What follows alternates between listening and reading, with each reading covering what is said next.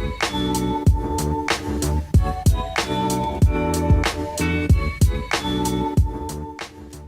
welcome again to another Good Morning Thailand. Thank you very much for joining us. Middle of the week, and that means a few things. Well, one, it's the middle of the week. It also means that we've got Abel in the studio. Abel from Find Your Voice Asia. Ready, willing, and able. Good morning, Thailand. And we've also got down the other end, hello, Bill. Hi, Tim. 22 days to the sandbox as we're ongoing with this, and black shirt. I didn't get the memo today. You and Abel are quite... We're matching. Exactly. Yeah. Well, so just a bit of to keep you on your toes regarding the shirt department. Now, we are going to be talking quite a lot, speaking about the 23 days to the... 22 days. 22 days, about the complete schmozzle that's leading up to this reopening of Thailand. We'll get to that a little bit later, but I was going to check a few other things with you guys first. Firstly, Disney have just announced their subscription for their streaming here in Thailand. We haven't been able to subscribe to Disney at this stage, but now we can.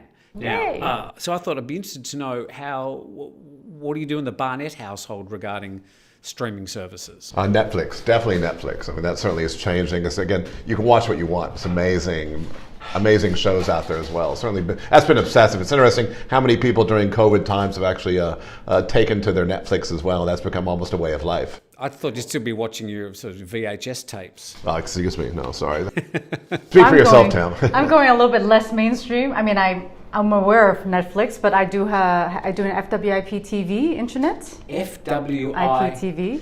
Yeah. I mean, there's a lot that I can see on there as well, and definitely, everything is on demand and no commercials. Sometimes it could be, it can make you like more stressed. Well, what are you watching? What are you watching? What am I watching? I'm watching this show called Mare, East Town. It's like a murder mystery. It's like I'm hooked to that, like big time. Okay. It's I'm like sitting like stressed. Yeah, it's a US with Kate Winslet, from Titanic. Okay. So she's the main star of that. Like it's murder mystery. It's like really intense. It's always twisting, but that's the only show that I'm watching. Usually I watch YouTube. Okay. Maybe the biggest question is: Are you watching more TV? Are you watching more streaming now during COVID or before? Yeah, I find with the subscription services that they just give you the opportunity to watch things when you want, how you want. So it's not the networks that are determining when you watch particular shows. Things like the news. We used to sit down and watch the 6 o'clock news or the 6:30 news, eating our dinner. I mean, those habits have completely changed. I use Netflix. I love Netflix. Interestingly, the price of this Disney subscription is for Thai people is only 799 baht for the whole year, or 99 baht per month. I think there's a special deal for people on AIS, but that's really cheap. It's cheap, yeah. I think the amazing thing also is the number of devices you're using. I watch baseball, American baseball, through streaming service, American football as well, and that's on my iPhone, on my computer as well. So yeah, makes a lot more sense. But I definitely think that you need more discipline. Otherwise, you just get overwhelmed with, computer, TV, phones, and iPads. I mean, like they're all the same stuff. It's Turn off. Just turn off. Yeah. Sometimes you have to boop, turn it off because there's no, There's no shortage of stuff we can watch these days. There's so much stuff we can watch. So we'd be interested to know what you watch, whether you're watching less or watching more, or what subscription services are you using, or are you still sort of watching your old VHS tapes? We'd be interested to know. Or are you watching and drinking as well? This goes back to the drinking issue as well. Anyway, we'll find out more about your answers when we check the mail tomorrow. But for now, we're going to check the main news stories in Thailand. Police are investigating the death of a 28-year-old Australian man found dead near Koppu in Krabi last week, near Koh Lanta. The high-speed rail is coming to Chonburi, connecting the 3 airports, maybe soon. Fire ravages buildings used to store cosmetics. A Korat prison has been declared to be COVID-free, and PM Prayut Chan-o-cha admitted yesterday there had been some delays in the government's mass COVID-19 vaccine rollout, and 2,680 new infections and 35 deaths 280 of those from prisons announced in the past 24 hours. All the latest news at thetiger.com. The Tiger is getting behind businesses for the restart of tourism next month. With 60,000 daily YouTube viewers, and around 8 million clicks on our website each month, half of them from overseas, let us help you get in contact with the next wave of inbound travelers. Tiger is offering 50% discounts on packages right through this month. Details in the description under this video. And back on Good Morning Thailand. Thank you very much for joining us on the program. We're going to be talking about the high-speed rail in just a moment. It's hard to put the words Thailand and high-speed rail in the same sentence, but we will be doing so. But first, we just wanted to mention the Tiger app. Do you have the Tiger app, Abel? I'm going to install right now. Yes, you are. We're actually going to watch you download the app. You're going to teach me how. It's an app. It's on Apple phones. It's on Android phones. It's sort of all the news and videos all in one place, and it's really popular. I love the app, Tim. I love it, absolutely. You know, I'm getting news up to the second. It's dinging and donging all day long. You know. Some people don't want dinging and donging all day. Oh, some people do. Turn it off. Some people do. Whatever that means. But you can turn the notifications off. Also, you can say, yeah, we want to know about Pattaya news, but we don't want to know about Phuket news, or we want to know more about this topic and that topic. So you can actually select what notifications you get or don't get. So it's actually quite clever. And it's free. So that should appeal. Let's have a talk about the high-speed rail. There was a project announced probably about 5 years ago that was going to link Suvarnabhumi Airport, Don Muang and Utapao, which is the airport that services Rayong and Pattaya. And it was going to link all three of them. Really big announcement. It looks like they're getting closer to starting that project. A report out yesterday that it would start as soon as October this year. But Bill, you still think there's a bit of paperwork that needs to be done? Certainly, there's still bidding processes to finalize and everything else, but it's a great initiative in terms of the EEC, trying to connect up. If you go to What's the EEC? Eastern Economic Corridor, in terms of that certainly is where we're seeing infrastructure projects go in, manufacturing, technology as well. And as Thailand tries to diversify not only in tourism but other sectors, it's a very important initiative. You're talking about October this year, right? Yeah, Which that's in what a they're few saying. months? Yeah. But even if it starts in October, they're saying that the first passengers would be carried around about 2025, which in Thai time means about 2030. Makes a lot of sense. So Bangkok's, Greater Bangkok's about 15 million people. If you look at Los Angeles, Greater Los Angeles, about 18 million people. You look at the amount of airports. Instead of trying to build bigger airports, is having more diversity with those airports and connecting them up. That makes a lot of sense. Will the technology be the same as, similar to the ones in Japan, the Shinkansen in Japan? It's like Shinkansen, yes. And a lot of the technology these days comes from China, who are the leaders in high-speed rail. Have either of you been on high-speed rail? Yes, absolutely. Yes. In Japan, it works great, but you can't talk on your phone. Oh. So if you had the Tiger app, you'd have to turn off the noise, so you're not getting those dings or dongs as well. But yeah, it's absolutely. But it's a very disciplined, great way to get around. Is that a noise thing or a safety thing or it's a noise? It's courtesy. A courtesy. It's courtesy, right? It's super quiet, I remember. Super Nobody quiet talks and, in there. Yeah. I loved it. You sort of sitting watching the Japanese landscape just flip past. And the feeling of speed is so apparent. Like when you're in a plane, you don't feel like you're going very fast. But when you're on the ground doing 250, 300 kilometers an hour, your ears flying. pop. Your ears pop, yeah. And I have to say, I've done the TGV in Europe as well, which is fantastic. I love my high-speed rails. Interestingly, the US doesn't have any high-speed rail. Americans love their cars. Yes, I think that's changing anytime exactly. soon. Yeah. And they love, flying here and there. But there's one country that has twice as much high-speed rail network than all the other countries in the world combined. It's easy to guess, China. Extraordinary how they've been able to, in 9 or 10 years, develop the world's most sophisticated high-speed rail network. And it's linking the rural areas back to the major cities so that they can get people to those cities working, which is really driving their economy. I think it makes a lot of sense in terms of the sheer population moving and trying to develop new urban areas as well, quickly connecting those. So it's a logical choice. And China is just too big to fail in terms of their transportation systems. Yeah. And we should say that for people who don't know much about the EEC, it sort of is between Bangkok and Pattaya, if you want. And it's the areas of Chachoengsao. Did I say that correct? Chachoengsao? How would you say it? Okay, I'm not familiar with that. And Chonburi, and it's sort of the manufacturing hub of Thailand. It's certainly going all the way from Lam Shabang all the way across, certainly even going as far as Rayong as well. Sure. So that whole corridor. And that's, again, Thailand wants to capture some of the manufacturing business from China. They want to capture some of the overflow from Vietnam as well. It's a great industrial area, and we're seeing more logistics as well, more technology, more medical technology as well. So again, as Thailand's economy looks to diversify away from tourism, it certainly is a good initiative. So with a high-speed rail, this one they're talking about, between the three airports, you'll be able to get from a discount airline arriving in Don Mueang, for example, north of Bangkok, down to Pattaya in half an hour, 45 minutes, which is amazing. All right, we're going to come back and we're going to get stuck into the latest details that have been announced about the Phuket sandbox, which is the opportunity for people to get back into Thailand. Or is it? We'll be talking all about that right after this break.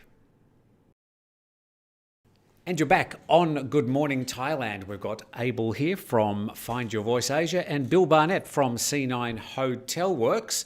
And we do this every day. And now we're going to spend the rest of the program talking about the latest announcement, which was made yesterday on the TAT. Now, it's still not official, Bill.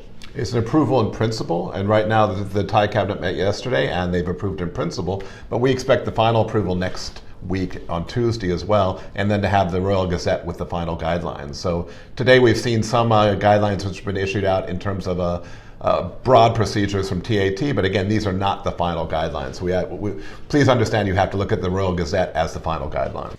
Now, the problem is for people who might be in America or any other country at the moment, they're saying, well, I'm interested in coming back to Thailand at the moment. Yeah, I'd like to go travelling. They go down to their local embassy and they're saying, we know nothing about this. And that's true because the embassies are not going to be informed until it's announced in the Royal Gazette. So this is the problem. We've got 22 days to go and people can't get any information. They can't apply. And I have to say, the way I see it from this announcement yesterday, in the past, Bill, if you wanted to come from America here, you just literally arrive, you get a stamp, a visa on arrival, and off you go. You can do anything you like. Now, there's something like 4 or 5 pages of documents and documentation that you need, including a certificate of entry, which is quite a lot of information that you need to fill out. Everybody will need a certificate of entry to get into Thailand. And apart from the 14 days quarantine in the area of Phuket, you can go anywhere you like, by the way. You're not quarantined in the hotel. But apart from that 14 days before you can go anywhere else in Thailand, they've also said, well, no, you're actually going to have to pay that insurance as well, that $100,000 value insurance. I think that and the 14 days are just deal killers for a lot of people. Still, even if they have 2 shots? Even if they're fully vaccinated, they've got to have all the tests and they've got to fill out all this paperwork. Really, it's no different from the ASQ situation we had before, where people had to do 14 days of quarantine and have all that paperwork. Now you've got all that paperwork is still there. The only difference is that you'll have a much larger quarantine area to work around. I don't think this is reopening tourism. I think you're completely wrong, Tim. I think to say that this is the ASQ procedure, the ASQ procedure is entirely different. The Phuket Sandbox is not a quarantine program. Quarantine by nature of the word is isolation. You're not being isolated. You're allowed to travel through Phuket. You're allowed to move throughout your thing. Well, you're isolated in Phuket. You're isolated in Phuket. That's fine. Again, that's fine. You're a tourist to Phuket. The sandbox is meant to promote tourism to Phuket. It's not meant to be a backdoor to say, I want to get into Thailand and not have to do the 14-day quarantine, which is national regulation. So you and I know that most people who are going to use this Phuket sandbox model are using it as a backdoor to get back to other parts of Thailand. Absolutely you incorrect. Said that yourself. Absolutely incorrect. I said people would want to do that, but absolutely this is not the intention of the sandbox. The sandbox is meant to promote tourism. It's meant to promote tourism, not as a backdoor for residents to come to But you Bangkok. don't promote tourism by getting people to fill out all these pages of forms, by wearing a mask while they're here, adhering to all the other guidelines. Literally, what will be open? Will they be able to have a drink of alcohol while they're here? Will there be a single bar open? I mean, I think in 22 days, they've got to get all this sorted out, and they've got to open all these shops. Even if they open half the shops in Patong, it'll still be a ghost town. But there'll still be facilities coming. There's hotels opening. Again, Rome wasn't built in a day, and I think you have to give it time to go through. People always weigh criticisms against Thailand and say Thailand's disorganized and everything else. What about the bubble between Hong Kong and Singapore? Arguably Singapore, one of the most developed countries in the world as well, and they've canceled the bubble 3 times last minute. So again, COVID-19 is irrational times. It's chaotic, and I think there is a sense of order to this. And I am a true believer that the sandbox in time will allow us to learn how to travel. After 9/11, if you'd go to an airport because of terrorism, it was an entirely different process. It would take hours and hours to go through the airport, but we learned to travel. With COVID-19, we have to learn to travel as well. Abel, what do you think? You know, Tim, I think you were just going a little bit too extreme there, maybe too rigid of a way of thinking, because I do think that Thai people and Thailand have an organization, just that maybe we're not aware of it as commoners or, as peasants. But I'm a peasant. as a peasant. But there are ways of dealing with this, and I think it requires, from the people's perspective, is that you have to just go with the flow of things, be a little bit more flexible. And I do believe that Phuket Sandbox is trying to get people to come to Phuket, not necessarily go to other places, because Phuket really is one of the main driving forces besides Bangkok in Thailand to bring people and income into Thailand. So they are trying to get people to come here, enjoy everything here. And come on, if you're drinking water, you have to take off your mask. So, okay, you're saying come and enjoy everything, but what's going to be open? They can't go and travel to the islands. There's going to be bugger all open. Why not? They're not allowed to go to the islands. But they're allowed to go to Phuket. How many people actually visit the islands compared to how many people come to Phuket? Well, I think a lot of people do day trips to an island. A lot go to, say, Koh Phi Some people Phi. do. Some people do day trips to Koh Phi Phi because some people go to James Bond Island. But again, Phuket has over 9 million airport arrivals a year in a good year in 2019. So you're seeing people who are driven here by the beaches, by Central Festival's open again. Hotels are open again. The hotels are ready to if you walk through where we are right now, we're in the Laguna area near Boat Avenue. Many of the restaurants, I'd say probably 90% of the restaurants are still open. I think this area is quite unique in all of Phuket. Cheung Talay is amazing that a lot of shops are open. Then again, I'd say probably only half of them open, and Cheung Talay is doing a lot better than all the other suburbs around. Rawai also is doing quite well. But if you go to the West Coast beaches, it is a ghost town. Which is a great time to come to the beach. Yes, if you want to enjoy quiet beaches, now is definitely the time to come. But my problem is that they've concentrated all their efforts on making it as difficult for people to come as it could possibly be, where they should be throwing money at the hotels and the shops and say, we want to get you open, we want to help you get open so that there's something to do. Otherwise, Bill's going to come here on July the 1st, he's going to walk around and going, well, I had nice beaches, but I couldn't even have a drink. And he's going to tell his friends that when he gets back home. For speculation that we don't know what will be here on July 1st. I think we've got to wait another week. One thing I think the other side of this all is, you have to take into account, is the social aspect of what we're talking about.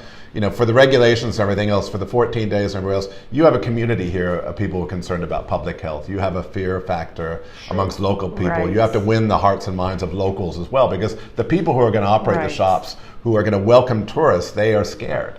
They are scared of COVID. Everywhere in the world, people are afraid. Most rational people are afraid of COVID in terms of that, arguably, in my opinion, right? Mm-hmm. So I think you have to also win the hearts and minds of the local population, whereby I think Thais have done a good job. If we go backwards, there's always criticism with Thailand. Thailand did a good job for a year of containing COVID-19. Now, in terms of the process of reopening, they've done a terrible job. We kind of accept how that is. But I think you do have to understand the aspect of people wearing masks and everything else. That's going to occur because people are still afraid. It's going to take time for people to take the masks off, just as it took time for people to put their shoes back on at the airport. I don't necessarily think, Thailand is actually doing a terrible job, in reopening, because they are worried about, Thai people and their health, and they don't want to be like other countries where they reopen too quickly, and then they have, third, fourth wave coming back in. I don't think they've done a terrible job. I think the communications and the coordination have been lacking, and I think that's been the biggest issue in terms of that. It's connecting the dots, and it's extremely difficult because you've got public health, you've got Ministry of Foreign Affairs, you've got the airport, the AOT as well. You've got a centralized committee for that, so it's a very complicated issue as well. Yeah, after the first lockdown in April last year, when the island of Phuket was pretty much locked down for 6 weeks, there was some 80,000 to 100,000 itinerant workers, mostly up from the sort of the northeast and the north of Thailand, which fed a lot of the employment. Now, they've all gone. They haven't come back. So somehow we've got to get those people to come back to start the tour boats, to open up the shops, to deliver the stock, to drive the minivans. All those people aren't coming back. Or if they are coming back, have they been vaccinated? Well, the answer at the moment is no. And we've got 22 days to go. 22 days to go, and I believe Phuket will open. I'm sure it will open. I have no doubt. They've committed to it, and they will lose a lot of face if they don't open. So it's going to be face over reality for the reason that Phuket's going to be open. It's just too much has been said. They have to open no matter what. My fear is that the experience for travellers coming here is going to be very poor compared to what they'd expect from Phuket, which is meant to be a world-class sort of destination. It's not. I think that's entirely wrong. Phuket's as good as you get in terms of a destination. I was here after the tsunami, and when people came back, you could argue the same thing. People did come back slowly in the expectation of what they expected to find. It took time to go through that process. Right. We saw after SARS where the travel to Phuket stopped, and we saw things restart again. So this is not something we've never seen in the world as well, in terms of getting back to work. So I think we will get back to work. But Bill, a month after the tsunami, you're able to jump on a plane, arrive at the airport, get a stamp, and do whatever you liked in Phuket. A lot of people came and rolled up their sleeves and helped some of the coastal areas get back on their feet, which was fantastic. The difference this time is they can't just arrive at the airport. They've got pages and pages of paperwork to fill out. But I think that might lax, though. I mean, as time passes, obviously things do change, right? Things change and they go back and forth. But, okay, I know you say 22 days, is it? 22 days is, seems very quick. But things can change and things can relax a bit more. I mean, from what I understand, if you have 2 vaccines, if you have the COVID passport, I don't really think you have to go through all of that. But okay, of course, I do not have any solid... You do have to go through all that paperwork, and we'll have a link under this video to the TAT story, which lists all the things that they're currently requiring travellers to do, which we're waiting full confirmation on.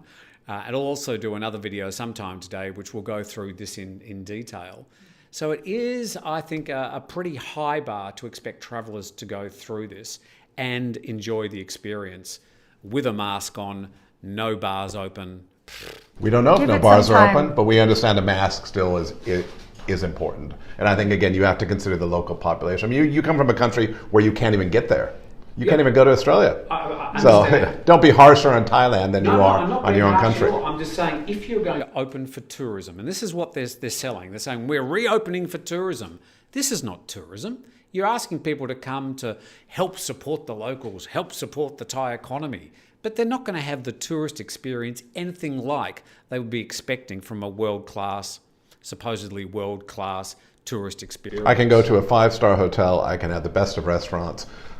All these people are here to serve you. You've got great beaches. I think it's still the same experience. Some of that will definitely I have to add this. Most of the people who come to Thailand, and I have to say, do not come to Thailand only to go to Patong. Come on, guys. This place has beautiful nature. The people are awesome. The culture is nice. I'm sorry. I just love Thailand so much. I've been here for so long. So I have to, support Thai and Thai people because there's so much here besides all the, when you say restaurants and like all these like 5-star hotels, those are all here. Maybe just not as opened as it used to be, but it will be opened. But enjoy the beautiful beaches. The beaches have never been prettier. Sure, exactly. It's beautiful. So I think it's a great opportunity to come back, but it's baby steps. Yes. All right. Importantly, we look forward to reading your comments about this, and I'm sure that will spur plenty on. Abel, thank you very much for coming in. Thank you. Abel from Find Your Voice Asia, and you've got the Twitter and Facebook links on the screen at the moment. Instagram? And Instagram, sorry. Bill Barnett, No thank you very much. And see you in 22 days in Phuket. From C9 Hotel Works to find out all the latest about the hotel and hospitality industry in Asia. And from me, thank you very much for watching. Thank you to Jay and Jason on the buttons. And we look forward to seeing you tomorrow with another Good Morning Thailand.